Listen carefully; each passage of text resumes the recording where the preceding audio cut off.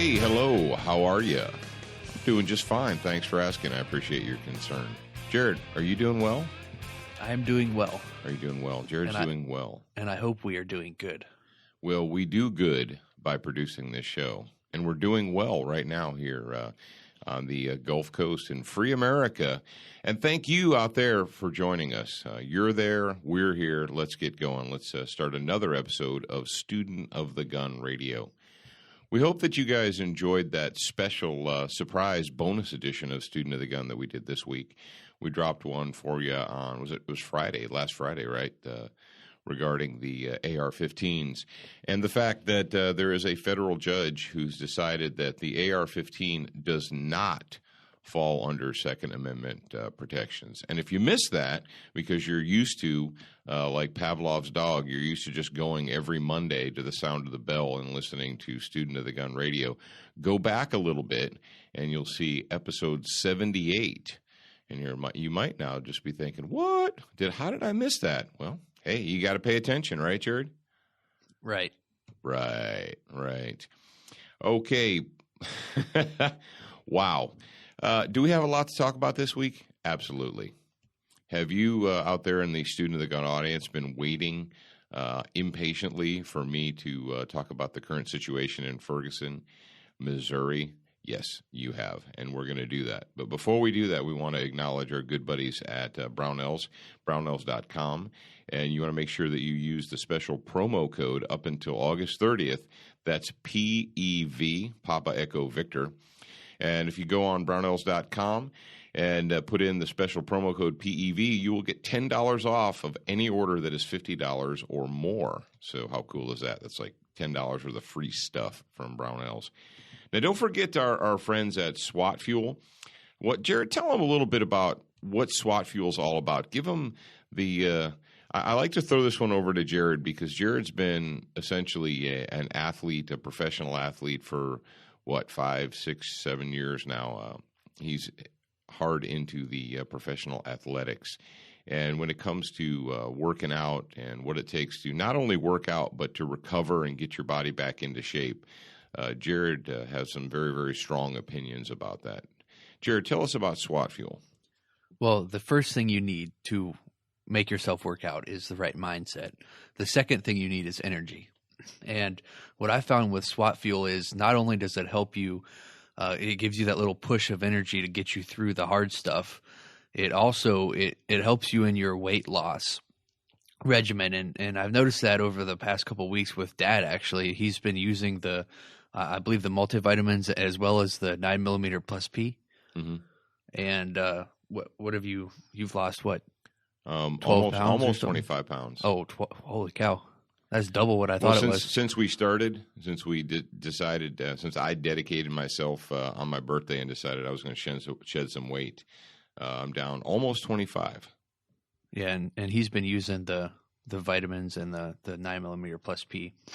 They've got another one that's just 9mm. It's supposed to be a fat burner. Fat burner, yeah. And I stick to the plus P because it gives me more energy when you're working out. But that's basically what SWAT Fuel does. It helps you with your energy. It helps you with your weight loss. It helps you. It's a supplement. But this one actually works. And if you guys are interested, you're like, okay, you piqued my interest. What you want to do is you want to go to SWATfuel.com and use the promo code, the special promo code, just for you Student of the Gun listeners, SOTG, Sierra Oscar Tango Golf, 2014, SOTG 2014. And if you put that promo code in, that's going to give you 20% off the total cost or the total price of your purchase. And that's pretty righteous, I would say. That's a pretty, your wife sits there and clips coupons so she can save 10% or 5%. Well, you're saving 20% on your SWAT Fuel order. And we've got something just to kind of get you guys involved because we like to have you involved. If you are into SWAT Fuel, we know that some of you are because you've already written to us or told us personally that you're trying out the SWAT Fuel, you're trying out the 40 cal. And we're issuing a SWAT Fuel social media challenge to you guys. If you're using SWAT Fuel, the 40 cal vitamins or the 9mm or 9mm plus P, what have you, and you want to join in, send us pictures or post pictures of, your personal challenge, whether it's you in the gym working out or a picture of your scale as you've lost weight. And when you post them, we want you to tag them with the hashtag, and for you old guys, that's the # SWAT Fuel, just SWATFUEL. Put them up, and we'll see them. Share them with us. Share them with Student of the Gun, with our fans and friends. And we're interested in seeing what you guys have to say about it. Now, Jared, you want to jump right into our next sponsor? Now, before we jump into that one, we also want to say thanks to Colt, the makers of the LE901 rifle. And Jared's been very diligently working in his editing booth. He's been over there in the video editing booth. And you're putting together the LE901 review for the show, aren't you? Yep. I've got the LE901 in there. I've got a couple other cool segments, so stay tuned to Student of the Gun TV. Yeah, Student of the Gun TV. We've got some brand new episodes that are going to be airing here within the next 2 weeks, so you want to make sure that you're checking those out. So the next thing, if you are a dedicated Student of the Gun, if you're a follower of the weekly show, you know that we've got a segment called the Excess Sights Good Guy of the Week. And if you post your question, now this question, I believe it came to us from the forums. That's forums.studentofthegun.com. And you guys have done a great job. I just checked on there the other day, Jared, and I see that people are having conversations now on Student of the Gun, the forums at Student of the Gun, back and forth. And that's what it's for. That's why it's there. So get on there and get chatting. But Jared's going to tell us who our good guy of the week is and what their question was. Our good guy of the week this week is Aaron Neufeld, and he says, I have just learned that I am right-handed but left-eye dominant. I have read very different ideas with regards to shooting handguns, rifles, and shotguns with this challenge. What are your recommendations? Am I going to have to replace my rifle with a left-handed model? No, here's the good news. You don't have to replace your rifle with a left-handed model. Now, you can if you want to. That's fine. But you don't have to. There's a lot of people that are left-handed, run right-handed guns just fine without any problem.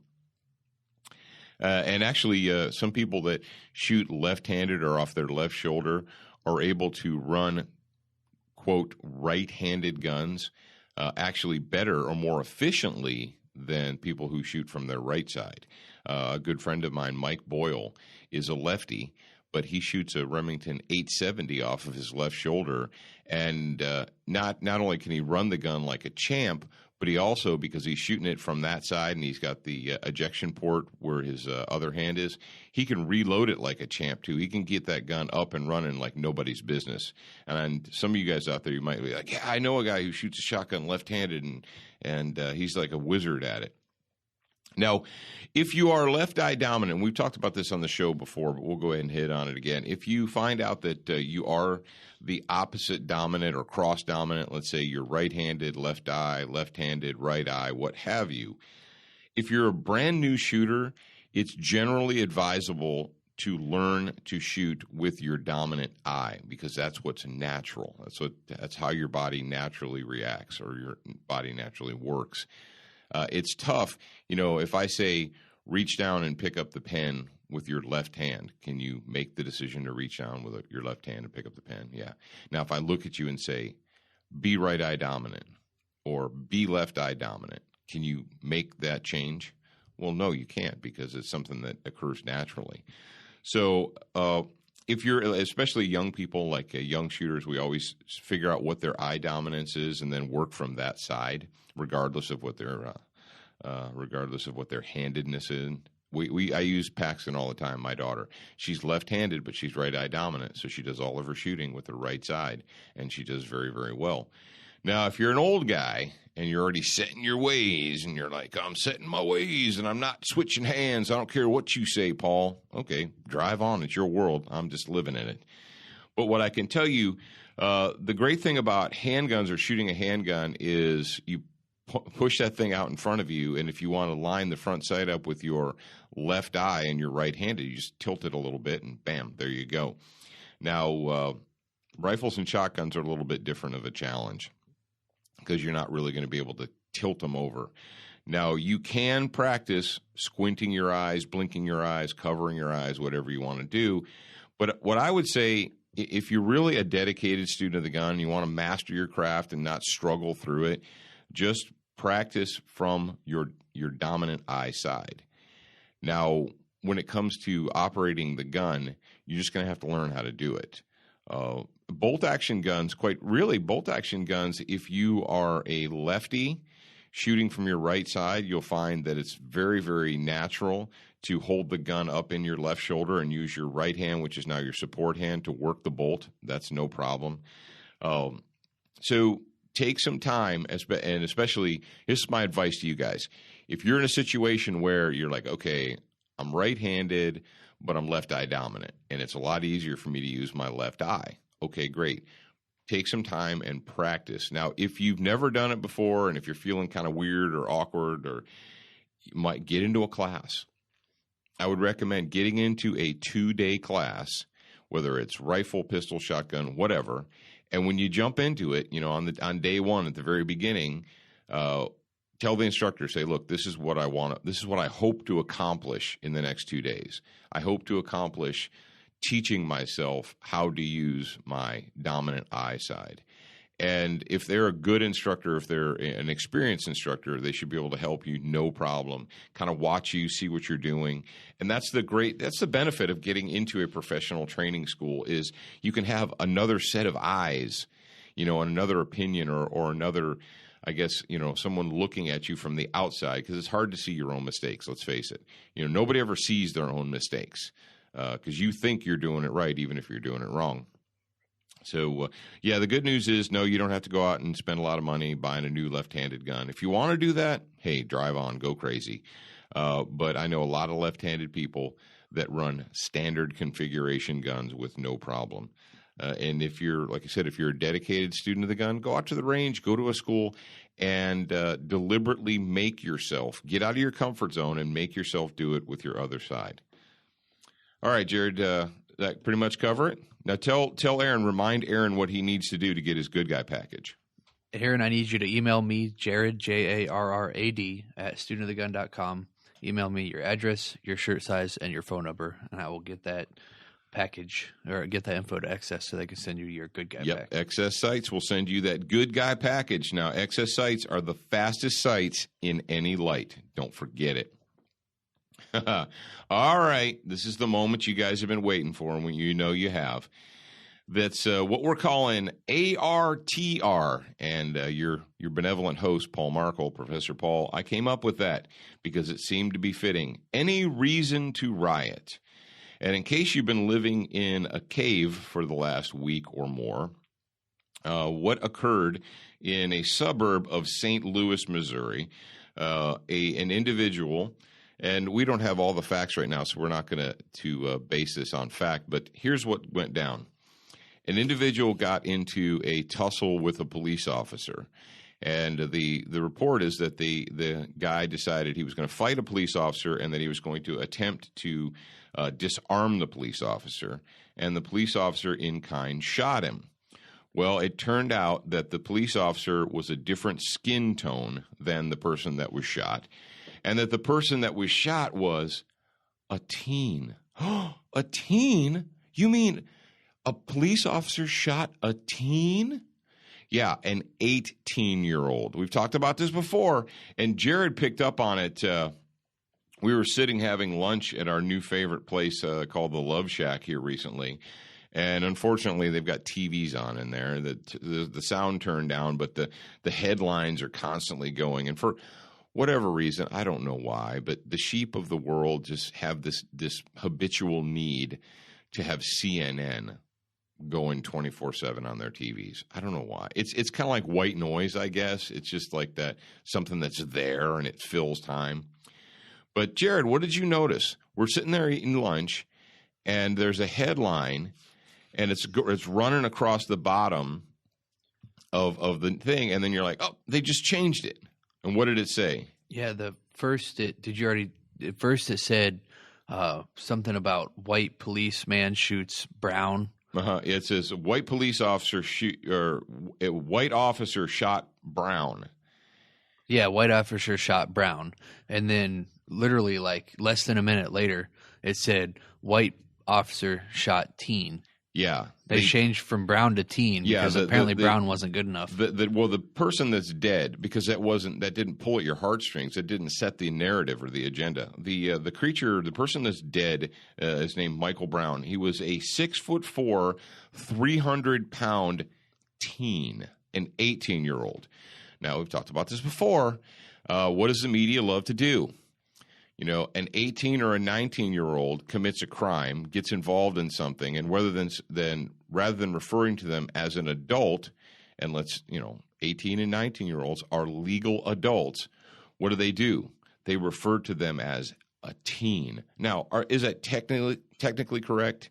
Yeah, of course it's technically correct. They are still, quote, a teenager. But when you got somebody that's 6'4", 300 pounds, and they're 18 years old, and they use the word teen, what do you guys think? If you heard the word teen, what are you thinking? A kid, right? A 13, 14-year-old, somebody that's in high school, what have you. But, they put a headline up that said, a white officer, because now it matters what color the person's skin was. So if the officer was Asian or black or Hispanic or whatever, would Brown be any less dead? Or would it be okay for Brown to attack him and try and take his gun off of him? But yeah, they changed that. They put that up, and someone in the newsroom said, "Oh, stop! Change that lower third, change it to teen." So they took the word Michael Brown, they took the word Brown out, and changed it to teen. Now, why is that? Ask yourself, why is that? Is the news media trying to craft the story or to tell a narrative? What do you think, Jared? Yeah, I wholeheartedly believe that because I personally saw this happen on the TV. Now, I was on my Facebook page and somebody had shared a news story with me that came from 10 hours ago, and it's about this story. It says a witness conversation unknowingly captured at the scene of the Ferguson shooting is a game changer. What did it say? Basically, the conversation is there's somebody videoing after Michael Brown got shot, and somebody's videoing the scene, and there's a neighbor or somebody, a witness in the background talking to somebody else saying what they saw. All right, they're capturing the audio with their cell phone accidentally. Yeah, it was accidental. And basically it says that Michael Brown got out of the truck, and then the police officer ran after him and told him to stop. And so Michael Brown started charging him, and the police officer started shooting. I can read this stuff verbatim, but okay. Let me find it.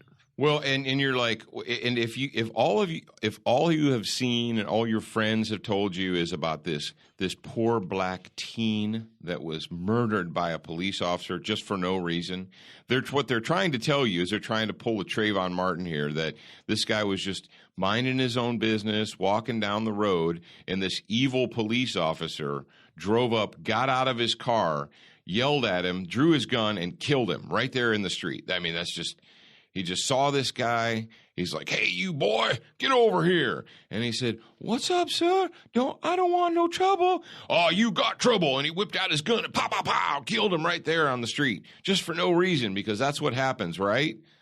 Really? Do you really believe that? That's what we're supposed to believe.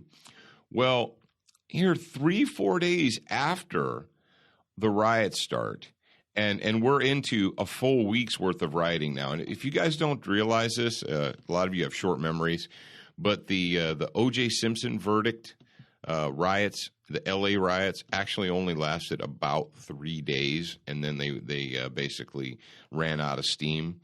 We've got a situation here that's actually unprecedented.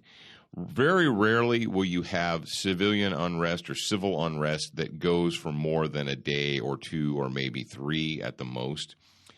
And by this time, we're into day 5, 6, 7. By the time you hear this, it may still be going on. You have to ask yourself, why is this still going on?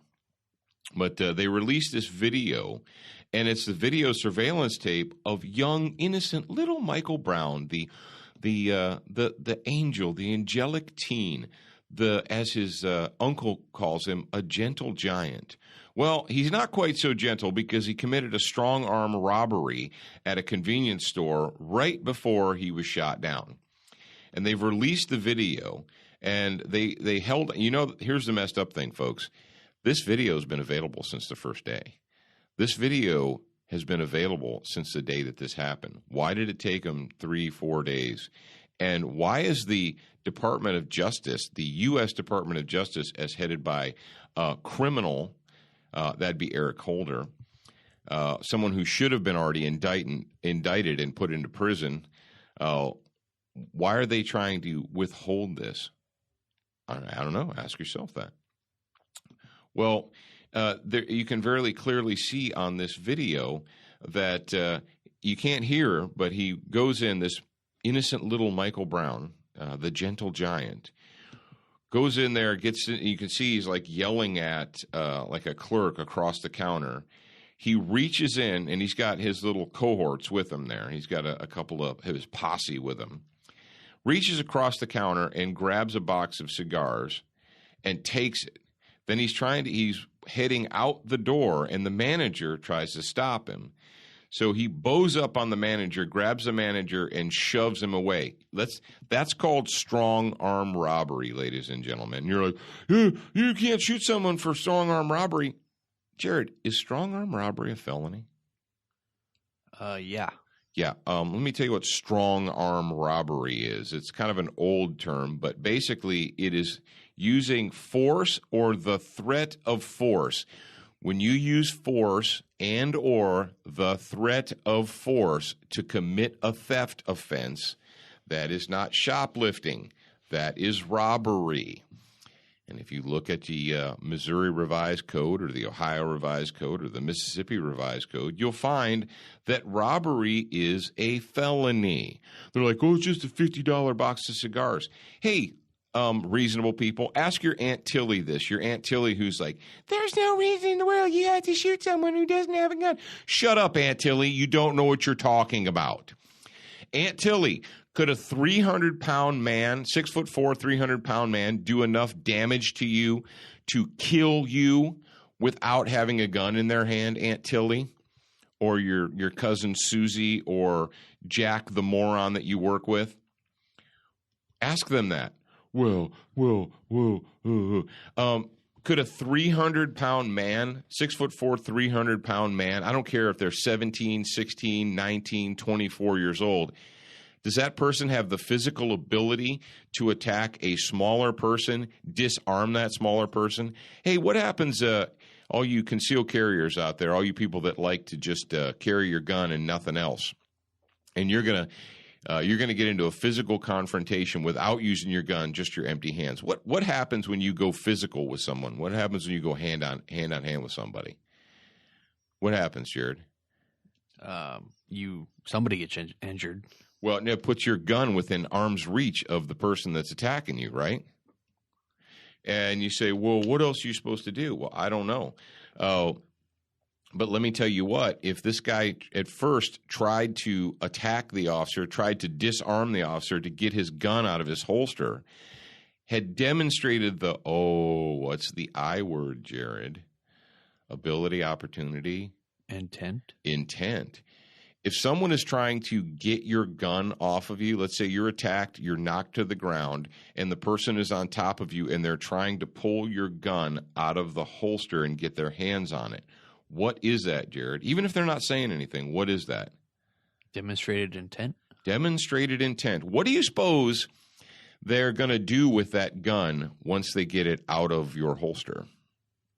I put it back in the holster. Go and they're trying to just even up the odds, or maybe they want to go shoot squirrels later on that afternoon, so they want to get your gun out of the holster so they can go shoot some squirrels. No. When I was in the academy 20-plus years ago, way back when, and we had to go through force on force training, we had to go through defensive tactics training, we went through all of that, and I had several really very and I realized it at the time that I had some good instructors because I was able to base that on my previous experience. But we had instructors, and one of them told us, he said, look, here's the deal.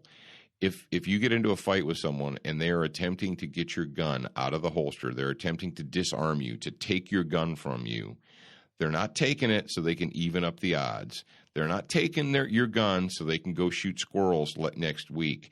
They're taking your gun to kill you. He said, you better get that in your mind. If you lose your gun to that person, they're going to use that gun to kill you. And it wasn't just his opinion. What the instructor said, he pointed to FBI uniform crime statistics, and they found that something like 9.9% of all officers that were disarmed or were disarmed by criminals, the criminal in turn either killed or attempted to kill the officer with their own weapon. If a bad guy gets an officer's gun out of his holster, he's not doing that to try and even up the odds and make it fair. No, they do that to commit murder. And you need to understand that. And if this officer was pummeled, punched, knocked to the ground, whatever, and Brown tried to get his gun out of his holster and he was able to fight him, let's say he was able to fight him off and he stopped him from getting the gun out of the holster. Great. So they disengage. And then Brown gets out of the car and he says, stop, stop. Brown turns around and recharges, re-engages the officer. What just happened? What did he just realize? He had the demonstrated intent. He was able to stop this guy from getting his gun. The guy, they break free. He turns around and comes back for round two. What's going on in his mind? This guy's going to pummel me and he's going to take my gun and he's going to kill me with it. Folks, and the reason they didn't want this video getting out there, but you know the great thing about the internet, and they're trying to get the video suppressed now. But the great thing about the internet, it's like the genie out of the bottle. It's trying to put smoke back in a bottle. You can't do it. Once it's out there, it doesn't matter if the Department of Homeland Defense or the Justice Department decides that they're not going to allow it. It's already out there, and it clearly demonstrates. And you're like, well, it doesn't matter. You know, they're two totally separate incidences. Really, are you that freaking stupid? Do you really believe that? And they're like, well, the officer in question didn't know that Brown had just committed this robbery. Okay, you're saying he didn't know that. So he rolls up on Brown, and Brown and his thug buddy like jaywalk across the street in front of him, and he stops and he's like, hey, you know, come here. Well, what's going on in Brown's mind? Oh, this cop knows that I just robbed this store, so I'm not going to jail. It's game on. Oh, what else, Jared? What are we going to talk about? The conversation accident. Do you have that audio? Are we going to put that audio up, or are we just going to use it as a link? The audio is kind of hard to understand. Mm-hmm. It wouldn't be very good to put in the radio show, but I'll put a link up here. It's got the audio there, and it's also got a transcript that is okay. Somebody related it. All right, folks. Well, here's what you guys want to do. As always, you want to go to studentofthegunradio.com, and Jared's going to put all the links, all the show note links up there for you guys, so you can actually access them yourself. Now, we are going to do an audio clip. We're going to do an audio clip from a gentleman named Jonathan Gentry. And Jonathan Gentry is a black man. He's I really detest the phrase African American because I think it's bull crap. Everybody in the United States of America, came from somewhere, and this whole I'm going to differentiate myself by forcing you to refer to me as this or that. And did CNN, hey, Jared, when you saw that CNN headline, did it say Scottish American police officer shoots teen? What did it say? Nope. It said white officer. Now, stop for a second. You're telling me that the political correctness police are gonna force me to refer to everyone with darker skin than me as, quote, African American, but it's okay for CNN to refer to someone who's Caucasian as a white cop or a white police officer. Isn't that racism? Isn't it racist for CNN to refer to someone as a white cop? You don't know. He could be Polish American. He could be Scottish American. What do you think? Jared's he's got that little evil grin on his face. He's like, okay, I see where you're going here. All right. But what Jared's going to do is Jonathan Gentry, and this was shared with me via social media, and I'm glad it was. Jonathan Gentry is a black man, and he's pissed. And he's not pissed at the police. He's not pissed at the state. He's not pissed at the establishment. He's pissed off at somebody else. And what Jared's going to do is he's going to roll the clip for you, and he's going to let you know what Jonathan Gentry is actually angry about. Hey everyone, it's Jonathan. I just want to get straight to the point about this Michael Brown incident. Let me tell you something, and I said this before. What we're doing out here is not helping. Us rioting, looting, burning down donut shops and stores and everything else, liquor store, Shanae's hair salon for the extensions. This is not helping. Us acting a fool out here because we pissed off at the police is not helping. I said this before and I said it again. Change is not going to come until we change it. You understand what I'm saying?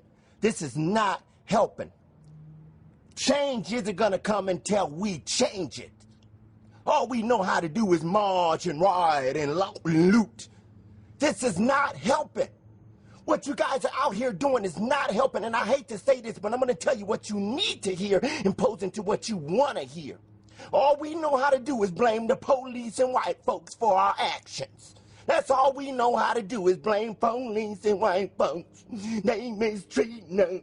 They beating on us. Oh, slavery still exists. Oh, I'm sick of it.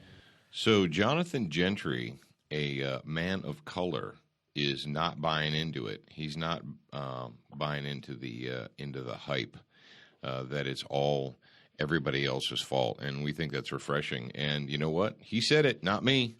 Listen to him. Now, Jared, Jonathan Gentry's got a Facebook page, right? Is it Jonathan Gentry at Facebook, or is it something else? Because I'm sure people are going to want to take a look at that. You go ahead and look it up. Now, on it's facebook.com/Jonathan, JOHNATHAN .GENTRY.14. Okay. Anyway, so Jonathan Gentry is pissed, and he laid it all out. I don't know. I'm not even going to add to it. Just listen to it. Now let's get some good news out of Ferguson. You're like, well, how could there possibly be good news? Well, one of the good news is our areas of good news. We got this from AmmoLand.com, and it says St. Louis business owners protect their property with AR-15s. What? You can't do that. You can't use an evil AR-15 black rifle to protect your property. You just have to allow those who are outraged to burn your private property and destroy it, because that's what we do when we're outraged, right? We express our outrage by destroying private property and looting and stealing, right? That's what we do. No, according to this is amid the rioting that followed the shooting death of Michael Brown in St. Louis suburb of Ferguson, business owners and supporters stood armed to protect their own businesses from looting and vandalism. Store owners of the Riverfront Tattoo Shop and Mally's Supermarket stood in front of their businesses with rifles. And guess what? Guess what, Jared? Are you there? Yeah, I was what? Yes, guess what? What do you think the looters did when they come running up into the parking lot and saw people standing in front of there with guns? I'm going to assume that they went to another business. They passed them by and went somewhere else. And that, ladies and gentlemen, really is the moral of the story. If you are not armed, if you're a person who does not arm yourself, or you're one of these, well, I'm not paranoid and I don't want people to think I'm crazy, and, I don't go to bad neighborhoods. I don't go to places where I shouldn't be. If you learn nothing else from this Ferguson, Missouri situation, you should learn this. You should know this. We are in a state as a nation where there are powers that are encouraging this behavior, not discouraging it, encouraging it.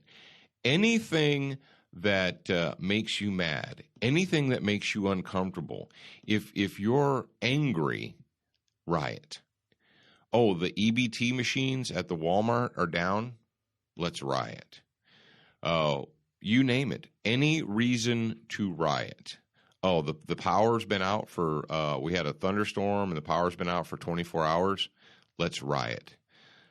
If you learn nothing from the lessons of Hurricane Katrina, less than 24 hours without power down there, and it devolved into a state of complete and total chaos.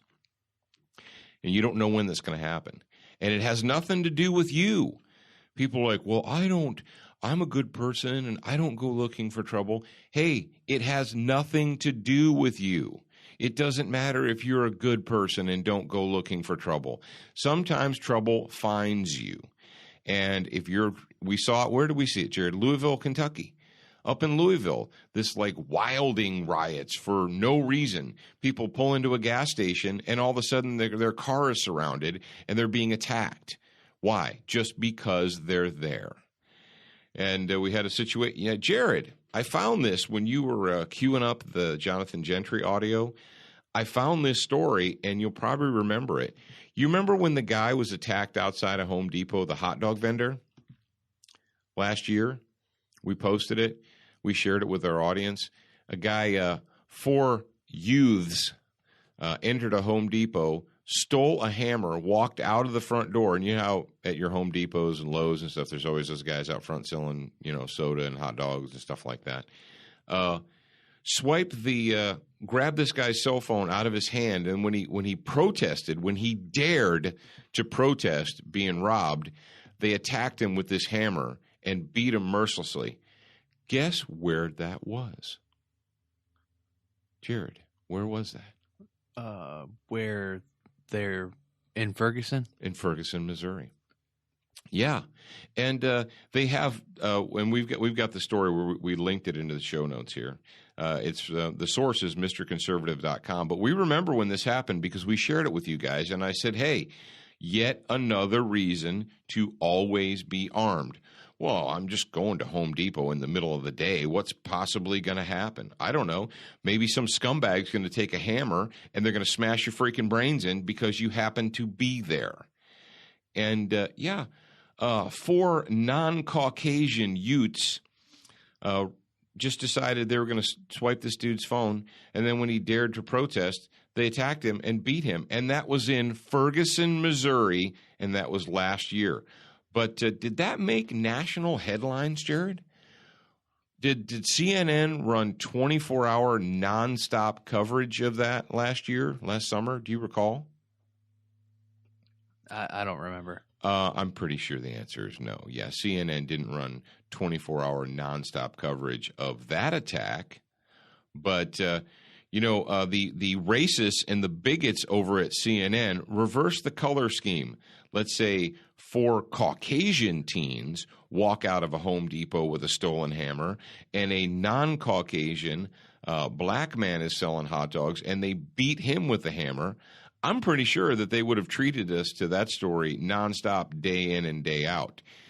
Folks, if you don't believe that the narrative being fed to you by MSNBC, CNN, and all these other mainstream news outlets, if you don't think that they have an agenda, that they have a narrative, I don't even know what to say to you. You need to wake up and pay attention.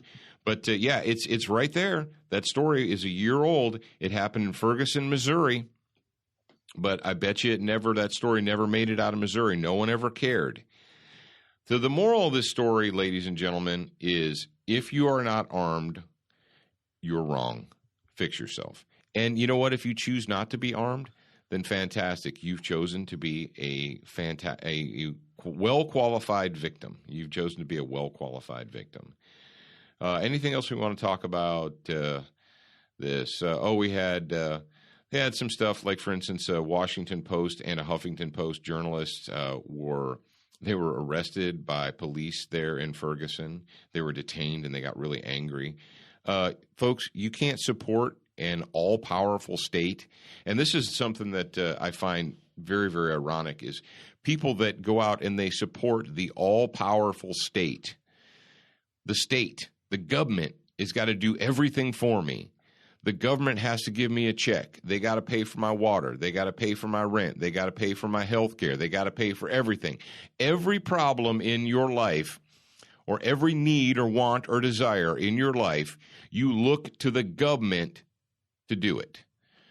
Well, who do you think the police work for? The police work for the government. The police are the government. You can't sit down on your fat butt, stick your hand up and say, put a check in here, and then say, I hate the police at the same time. It doesn't work like that. You know what? You want an all-powerful government that is capable of taking money from your neighbors and giving it to you? Then you're going to get a police state. You can't have one without the other. It's hypocrisy. It's stupidity. Now, what do we got coming up in the second hour? And we're just about to the end of this episode. I know you're sad, but in the second hour, we've got we're going to talk about gun control and how gun control works, and we're going to give you some examples of how gun control works. Now, Jared, are you paying attention over there? I see you're reading stuff, but are we going to offer them that special bonus for subscribing for the third hour? Yeah, let's go ahead and offer them a little extra bonus. Well, the special book bonus. Yeah. All right. Well, here's what we're going to do for you guys, because we're good guys, you're good guys, and we want to make sure that you're down with the student of the gun, that you're tracking 5x5 with us. And so here's what we're going to do. If you go and sign up for, and you can do it from studentofthegunradio.com, right, Jared? And where else? Anywhere else? Just go to the show notes, studentofthegunradio.com, pick on one of the things, and it says bonus third hour. Bonus third hour, yeah. Yep. When you see the words bonus third hour, what you're going to do is you're going to click on that, and you're going to go subscribe to the bonus third hour. And everybody who does that, this is a limited time offer. We're going to do it for 30 days. All right? 30 days from the time you hear my voice, which is going to be from the 18th on. If you sign up for the bonus third hour, we will send you Student of the Gun, A Beginner Once, A Student for Life, the electronic book, the ebook, and it's in a PDF format, so you can read it on anything, on your tablet, on your laptop, if you happen to have a desktop, you can read PDFs on your iPhone, right, Jared? Yeah, there's plenty of ebook readers. So anyway, we will send you that for free, and that is a $9.95 value, right? If you had to buy that separately, it'd be $9.95. Yep. From the store. So you sign up for the bonus third hour, and not only will you get some very enlightening information from yours truly, Professor Paul Markel, each and every week as a bonus third hour subscriber, but you will also get a copy of Student of the Gun, Beginner Once, A Student for Life as an ebook. We'll send that out to you. And if you're already a subscriber, I'm going to send you the book as well. So dude, you're totally Caucasian over there. How awesome is that? So, Jared, if you are already a subscriber to the bonus third hour, as a bonus to you, we're going to go ahead and send you out that book too. So, rock on. Don't forget about Student of the Gun Television. If you're listening to this on Monday, then Monday night at 9 Eastern on Channel 266 on Dish Network, Dish 266, you can watch the TV show Student of the Gun. You can watch us on Shentel HD Cable, on Wilderness TV or TVGoneWild.com, and Roku app, the Apple TV app, the Chromecast app. There's lots of ways to watch Student of the Gun TV, and you want to make sure you're doing that. Now, if you don't have any of that jazz, you're like, I don't do Roku, don't do cable, don't do nothing. I know you've got an internet connection because you're listening to me. So just go to studentofthegun.com and watch from there. And don't forget about the mobile app, the Student of the Gun mobile app. It is up, it is running, and you can listen to the radio show, you can watch the clips, you'll get, when Jared posts new articles, you'll get a little blurb there that says, hey, there's a new article. You can read those from your smartphone, your iPhone, all that jazz. Now, don't forget to join us for the second hour, and then, like I said, you definitely want to be signed up for that bonus third hour. And it's like getting your bonus third hour for free, because you're going to get the ebook, which is actually valued at more than it costs you to sign up for the bonus third hour. How cool is that? All right, ladies and gentlemen, we're going to take a quick break, and then we will be back with part 2 of Student of the Gun Radio.